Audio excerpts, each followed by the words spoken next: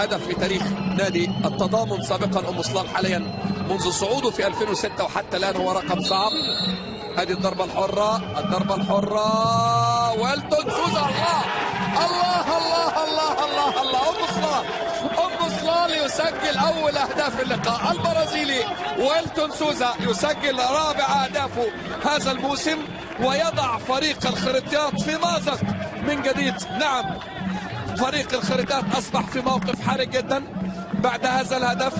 هدف يقلص من حظوظه اذا نجح فريق قطر في الفوز على الوكرة باي في التدريب الاخير لمؤازرة الفريق في يوم صعب. اي صعوبة، يوم صعب واي صعوبة. الهدف الثاني منير الحمداوي يصدق على تفوق ام صلال واصراره على تكملة المشوار ويرفع شعار الفير بلاي هو عنوان كرة القدم القطرية ويقدم نموذج جميل، نموذج للاصرار. مش وقته ابدا.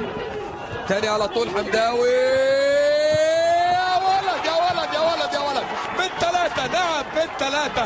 ام صلال يجهز على الخريطيات ويصر على ان تكون له الريادة ويعوض الخسارة في القسم الاول بنفس النتيجة وبالثلاثة.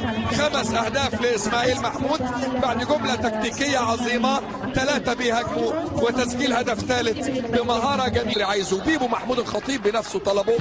ادي على طول يسجل يحيى كيبي ويسجل هدف اول للخريطيات ويقلص الفارق الى هدفين. يحيى كيبي يرفع رصيده ل 17 هدف، لكن الهدف الاسمى هو الهروب من الهبوط. ادي يحيى كيبي، يحيى كيبي يقلص الفارق. النجم البوركيني الكبير ويسجل هدفه رقم 18 هذا الموسم وتصبح النتيجة 3-2.